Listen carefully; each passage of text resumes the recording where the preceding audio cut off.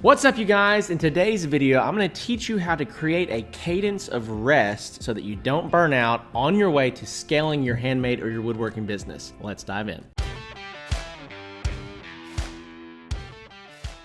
All right, well, as always, so grateful for your time and your attention. Glad that you're here. Let's dive into today's topic, which is really creating a cadence of rest so that you don't burn out. And so I see a lot of woodworkers working full-time jobs, trying to get their woodworking business off the ground. And as they start trying to do that, life just gets overwhelming. They get stressed out. And what ends up happening is they end up setting their dream of starting a woodworking business on the side. Say, man, I just can't handle it. And so I really want to give you some strategies to create rest inside of your own heart, inside of your own mind, inside of your family, so that you actually can have sustainable growth. Because what I've learned more than anything else with working with woodworkers is the strategies are only half the battle. The other half of the battle is, can you withstand the challenges that are going to come? Can you set yourself up for success with healthy cadences of rest? And can you make sure that you're in this for the long haul, right? It doesn't do you any good to build a great business that shuts down in a year because you can't handle the stress. Some of you that are watching this, you're resting too much. You don't have the motivation to go get the work done. To you, I would say, hey, if you don't do it, it's not going to get done. If you don't do it, you can't scale to where you can hire somebody else to do it, right? So you have to be willing to put in the work. But for most people, they don't suffer from a hard work problem. They suffer from a knowledge problem, they suffer from a strategy problem, and they suffer from a rest problem. They're never fresh when they're stepping into their place of work. And so there's a couple things that I want to outline that I think are really helpful for creating a healthy cadence of rest. And so number one is this: check out completely at least one day a week.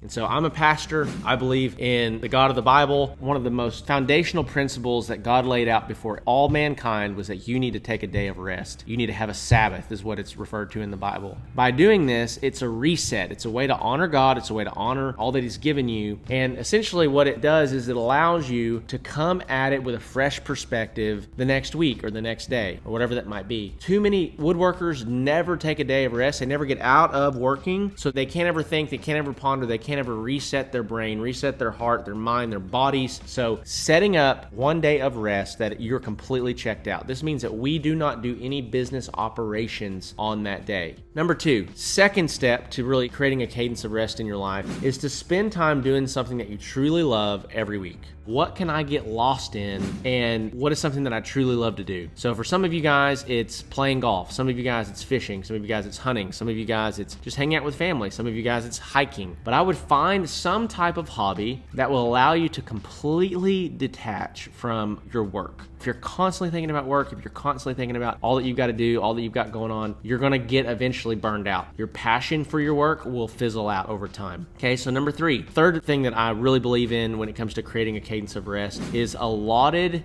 think time. You need to have think time in your week. And so what is think time? Well, there's a book called The Road Less Stupid. And in that book, he really talks about the power of think time, and that every entrepreneur needs to have time set aside either throughout their day or throughout their week where they just think about the challenges that they're running into, as opposed to just trying to fix them. They're just thinking about them, considering ideas, considering different ways of doing things. Because as you do that, you're going to get revelation. You're going to get ideas. You're going to find things that you haven't considered. If you're always thinking from a place of being stressed out, you're not going to have fresh ideas. You're going to be seeing it through the lens of frustration. And so I really think that think time paired with a Sabbath, paired with a day of rest, is a really healthy way to solve problems inside of your business. I would highly recommend that. So number four, final one here. Again, I'm a pastor, I'm a Christian, I'm a firm believer in this, and that is to spend time with God, spend time with your family, and spend time with your closest friends. Spend time with the people that refuel you, and spend time with, in my opinion, God, who made you, who can speak purpose into you. If you are spending time with people that drain you, that suck from you, that are pulling energy from you, you're never going to get rest. You need to spend time around people that refuel you, people that give back to you. That doesn't mean that they only give to you and you don't give back to them. Obviously, if you're a husband or a father or a mom or a wife, you're in a relationship with your spouse and your kids, and there's a lot of give and take there. Figure out ways that you can get refueled and recharged by the people that you hang around, and also by what you consume. Out of the overflow of the heart, the mouth speaks. And the Bible also says to protect your heart because everything else flows from it. And so if you feel yourself getting frustrated, getting bitter, getting angry, getting anxious around your work, getting anxious around the things that you are doing, you need to go back to taking care of your heart, taking care of your soul, making sure that you are being diligent